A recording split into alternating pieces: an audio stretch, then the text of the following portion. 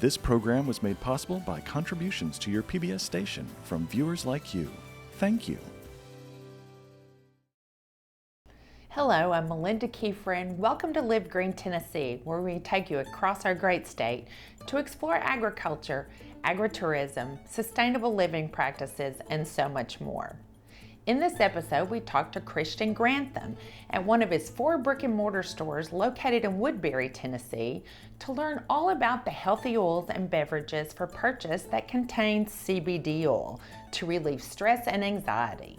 Then we visit Caesar Stair, located in Old North Knoxville, who says his passion for gardening grew as his English-inspired outdoor rooms developed over time.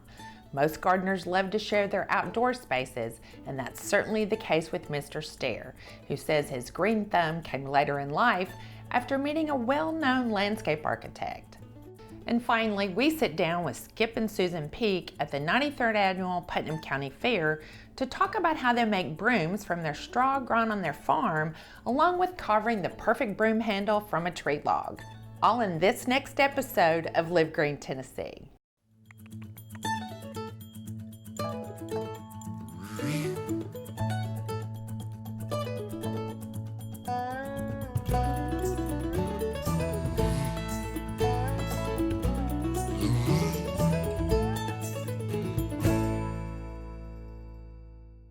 Located in Woodbury, Tennessee, Christian Hill sits down with us from Half Hill Farm. Half Hill Farm creates healthy oils and beverages for consumers to purchase that contain CBD oil to help relieve stress or anxiety. Because of the hemp extracted, it has helped many people to stop taking medication and use only the essential oils provided to alleviate their problems.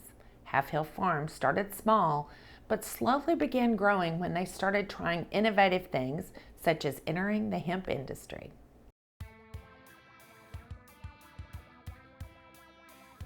My name is Christian Grantham. Half Hill Farm is a small business located here in Woodbury, Tennessee. We make healthy products like our full spectrum hemp oil extracts, mushroom extracts, apple cider vinegar tonics, kombucha, and kefir. We started growing vegetables and mushrooms for our local farmers market. We've grown into having 13 employees now, and our products in 20 different stores across the state, as well as 4 of our own stores in Woodbury, Bell Buckle, Jackson, and Murfreesboro. So at Half Hill Farm, we make primarily 4 different kind of health products. The first one, the one that we really started with, was our mushroom extracts, and that was created really for a family health issue, and it grew into us shipping that product all over the United States every single day. It's a really popular product. It's our mushroom extracts, which we make 5 different ones of, and they all have different functions to help people with different health issues. We also make full spectrum CBD hemp extracts.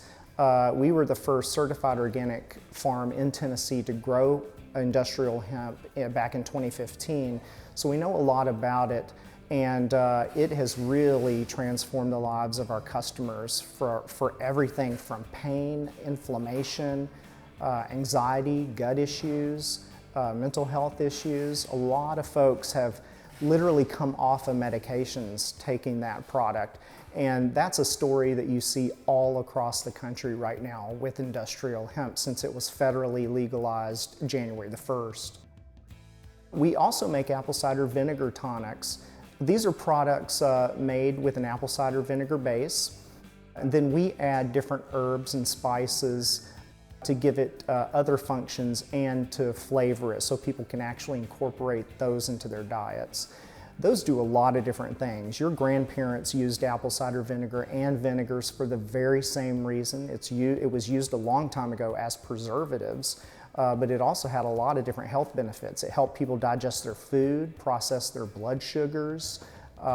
It just really helped balance people's diets a long time ago. So we make 3 different versions of apple cider vinegar tonics for that reason. We also make beverages, and these are really popular. These are in 20 different stores all across the Middle Tennessee, including our 4 stores on tap. You can actually get it by the growler or the cup. It's kombucha and kefir. These are fermented products. So the kombucha starts off as a black tea. It's then ferments for about 45 days in our stainless steel fermentation tanks and back.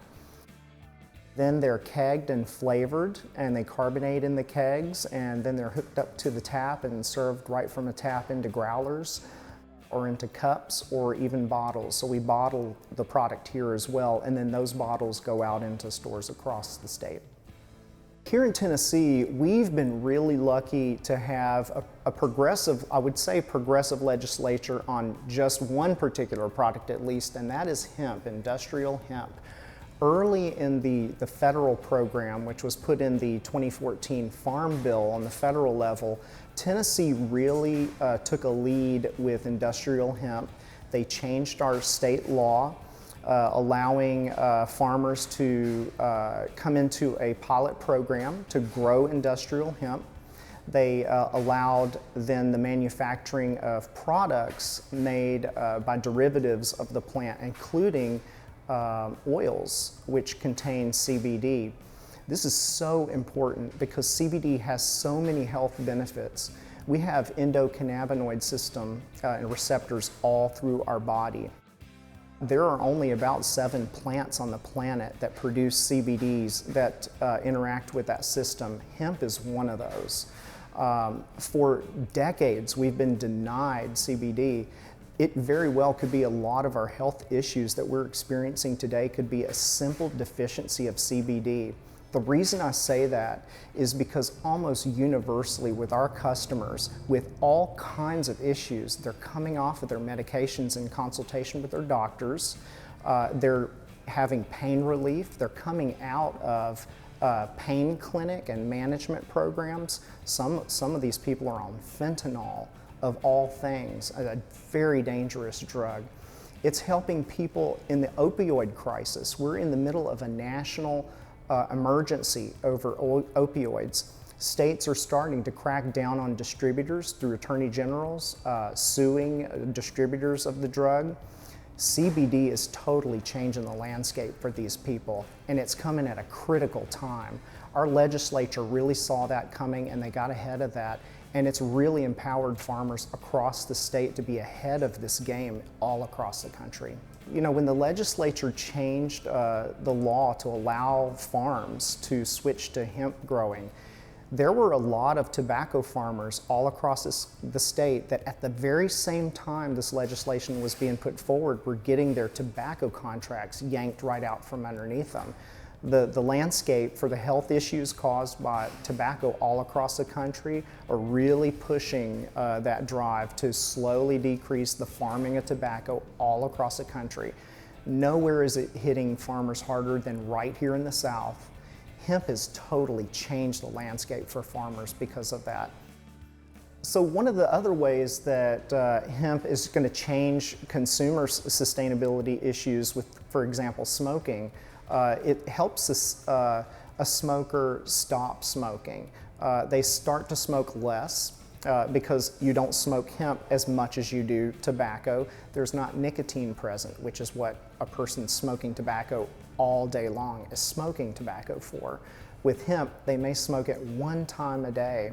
So that's going to continue pushing tobacco off of farms, increasing the hemp. But for the smoker in particular, they're going to be smoking less, and they're going to be getting something very beneficial from that. Even though they're smoking, they're going to be getting something very beneficial, the CBD, the terpenes in the plant that have other health benefits for them as well. With kefir, we take locally grown produce to make our seasonal products.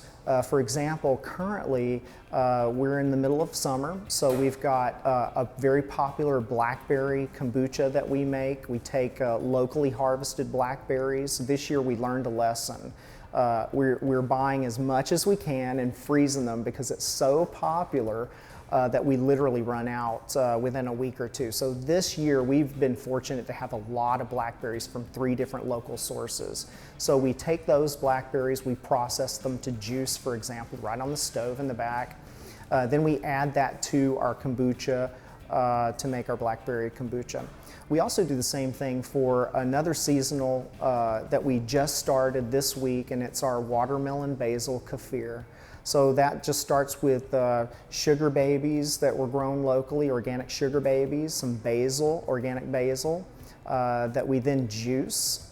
We juice the watermelons, and then we chop up the basil and float that in the kefir for about a day, squeeze it all out, and then it becomes a wonderful, bubbly kefir. So for our farm, sustainability is really woven into the creation of the farm. It's a USDA certified organic farm. The federal government processes through the National Organic Program outline all kinds of sustainable practices that you're required to do, from not using chemical inputs like fertilizers or pesticides, which create all kinds of sustainability issues with the environment and with products, to doing things as simple as composting, which really helps elevate the quality of the soil. It also helps sequester carbon, so it reduces your carbon footprint as well. Caesar Stair in Old North Knoxville introduced his personal experiences to the public, allowing visitors to come to the Stair Garden to understand how the garden rooms mirror the simple elegance of a house and induce a sense of peace, tranquility, and harmony. The beauty of the house and gardens is only surpassed by the sensational view of the Smoky Mountains and the Tennessee River.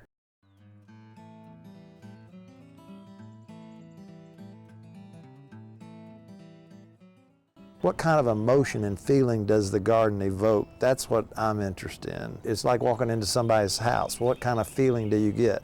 Same thing about a garden. What kind of feeling do you get when you sit out here and look at this garden? I've been here since 1956. I was 12 years old. We moved over here in August. I went to University of Tennessee Law School and graduated in February of '73 and took the bar and started practicing law in April of '73. Then I retired on December 31 of 2016. So it's over 43 years of law practice. Gardens teach you a lot about life. And when I was practicing law, I would come home from work. As my wife said, I had this downtown venom in me. And so we would get a beverage perhaps and come out and sit in the garden, and shortly after sitting in the garden you sort of get calmed down, and like I said, they're very restorative in terms of getting your batteries recharged. So they've played a huge role the last 15 or 16 years now. My wife has transformed the inside, and I've worked on the outside with the help of Ryan Gainey, landscape architect in Atlanta.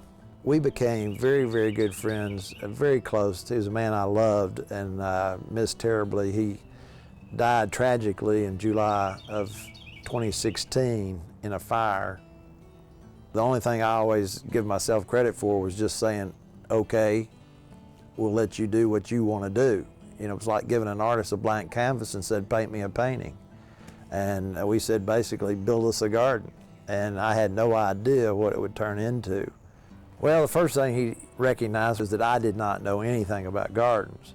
So first thing he said is, well, you've got to go to the Cotswolds in England and go visit those gardens like Hidcote and Sissinghurst and Hestercombe and find out about gardens. So we went and took a trip to the Cotswolds and started learning about gardens. And I never will forget walking into the first garden, I think it might have been Hidcote, and going, oh my gosh. How long have they been doing this? Gardens should reflect and be a part of the home. And so the residents should reflect the gardens and vice versa. They're really integrated. And so it's an arts and crafts house. I think he knew this ought to have the feel of an arts and crafts garden to fit the house. And so on the pool, he wanted to create something that would look like a stables. And sure enough, first people that drove up the driveway and took a look at it when it was under construction said, oh my God, he's building a stables. And bingo, you know, that's exactly the feeling we were trying to create. We did the pergola in 2005. Then he comes in and starts putting in the boxwood. You know, he planned them on this side at the posts, and the posts of the pool line up with the columns of the pergola, exactly. Then he put in the two crepe myrtles down there at the end. But the end result, which I'm sure he had in mind from the get-go, is what we call the symmetrical garden. We spend a lot of time sitting in this pavilion looking at this symmetrical garden, and there's something about that symmetry that is very, very peaceful, soothing, serene, and very restorative. This is not a garden that has lots of different types of flowers, and it's more of an architectural garden. I love the greens. You know, the new growth on the box is, to me, I mean, divine, and if you go feel it, it's so soft. And then you've got the dark of the ilex. So it's a play of the light and the dark of the greens that is terrific. And then you do have some color. Ryan always has something blooming, like these Virginia bluebells right behind me. You know, it's hard to say where a favorite spot is. You know, I could say it's sitting right here in this pavilion and looking at this symmetrical pool garden. But I've also sat in the pergola on either end, and it's delightful. I love to take people on tours. That's probably one of my favorite things in the world. Thank heaven for the Dogwood Festival. I mean, the Dogwood Festival has been going for a long time, and it has been and continues to be integral and such an important, vital part of the cultural fabric of Knoxville, and has been for a long, long time. You know what I found is most gardeners love to show off their garden, and every garden is different, and every garden can be magical. But I love this garden, I love this place, I love this hill, and so I'm happy to share it, and I love to talk about it. And I don't know all the answers. I usually learn more from the people I take around that I'm probably telling them.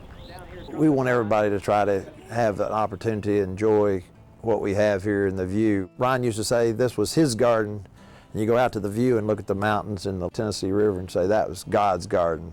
I always say it feeds the soul. Lord knows we need to have our hearts and souls fed, and this is a garden that does that.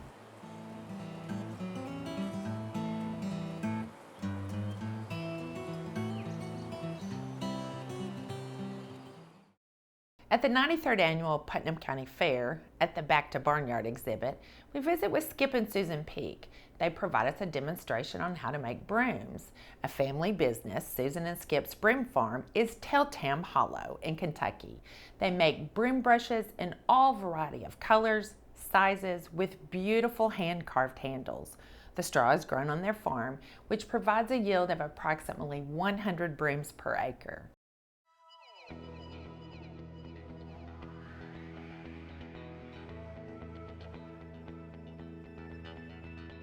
We are at the Putnam County Fair. We're in their animal barn, petting zoo. We are set up here demonstrating making brooms. Well, this is a family business. It's my wife and I. We call ourselves Susan Skip Peak's Brooms. Our farm is Tailtam Hollow. We live in Kentucky. We make brooms, we make brushes, socks, salves, all types of fine crafts and art. Well, we grow some of the straw, but we can't grow enough. You can only get about 100 brooms per acre. Well, you would start out, we use a product, we call, if you bought the seed, you'd buy broom corn seed. It's really a type of a sorghum. This is the seed head of the sorghum plant. What we normally do is once you get your broom corn, and if I'm making a brush, I'm going to make a handle out of the material. Or if I use my kick winder, I'm going to put the material onto a broomstick itself.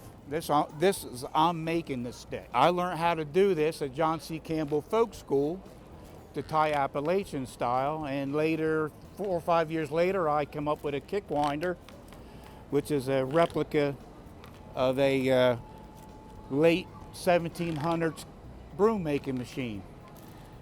As you can see, so I'm making my handle. And then I would weave so it looked like that. And this is using the stalk of the broom corn. This is the hurl of the broom corn, the seed head. So when you buy this, you buy it by the pound, and so you don't want to waste anything. You use all the materials that you can instead of throwing it away. Now this one is tied flat, shaker style, but it's also tied Appalachian style, the way I was taught how to make a broom in John C. Campbell Folk School. Now when the material comes off the stalk, this is the stalk of the plant, this is the hurl, the seed head, and your shaker style brooms, usually they cut it off and they grade your straw, and they grade it from 12 inches to 22 inches, or you can make a broom tied with the stalk. Like this one is, the stalk is still attached to the hurl. Okay, we do color our brooms. We do that in our barn. My wife does the dyeing. I can tell when she gets the color she wants because I can hear a giggle from her. And she writes down her formula, and that way she can do it again. She does the blending, and she'll even tell me what color to stitch them. The kick winder was developed, I say, like up in the New England states. It was patented in the late 1700s. Kick winder because I use my foot for the power. And later on, then they'd put a motor on it, and then they'd just call it a winder or an electric winder. When I was taught how to make brooms, I was taught with a stick and put the wind the string around the stick, put it in between my feet and roll. Where this one, we developed out of the school desk using some Lazy Susans and some broom handles. And this way I can do the tension with my feet instead of pulling up. My name is Susan Peak. I took my first broom making class in the Ozark Mountains in 1992. And there I sat at a desk very similar to what I'm sitting in front of today. And I had a cylinder with string wrapped around it, and I tied a hand whisk. So it's been a few years that we've been making brooms, but not as full-time as we have in the past 10 to 13 years. It takes about 45 minutes to tie a broom on a kick winder, but that does not include the time that it takes to bundle, dye, and grade your broom corn. We start with a full-size broom. A finished broom weighs 1 pound. You have a half a pound of 16-inch hurl, a quarter pound of 18-inch hurl, and we finished with a quarter pound of dyed hurl. The dyeing process takes place in our barn. I make my own formulas. I dye one color, one day, and then it takes 3 days for it to dry or cure before I can bundle it. After I bundle it in quarter pound packs, I then will take several packs and blend the many different blends that we have. There's only a few that we do over and over again, and it's quite consistent. One is Circus, one is Philadelphia, and the other is Surprise. So those are most frequently asked for by our blacksmith friends and others that buy our brooms in a larger quantity because they do sell very well.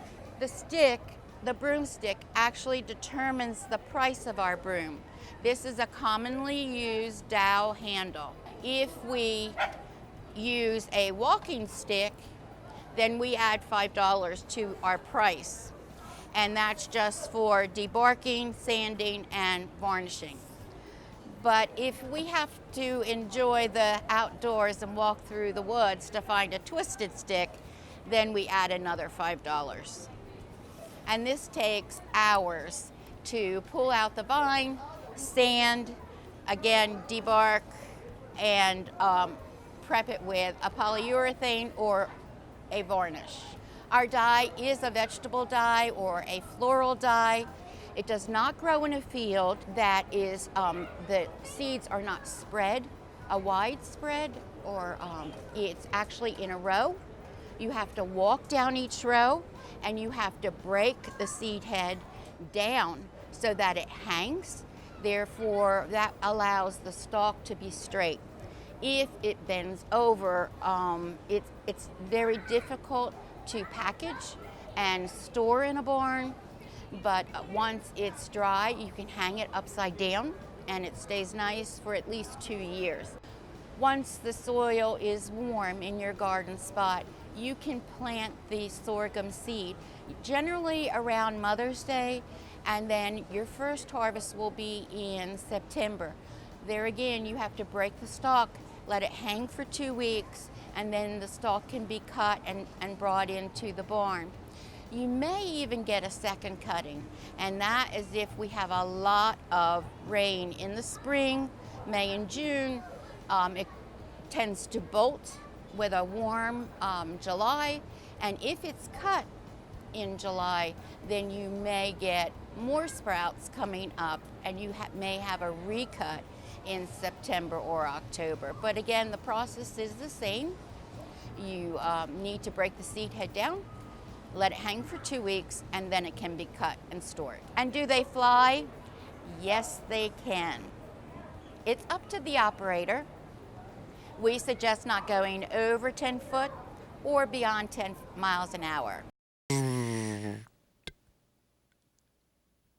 Thank you for joining us for another episode of Live Green Tennessee, where we take you across the state into the farms and businesses of those who are making the moves to eating fresh, living sustainably, and helping us all be more organic in our thinking and the way we live our lives as Tennesseans. Thank you for watching, and we'll see you next time on Live Green Tennessee.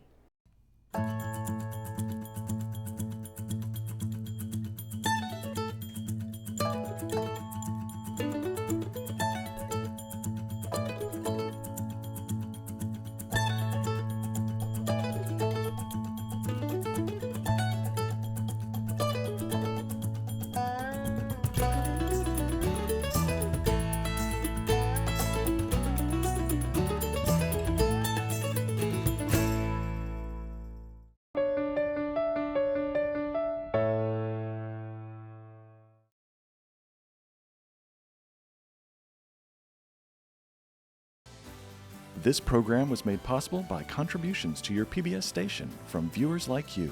Thank you.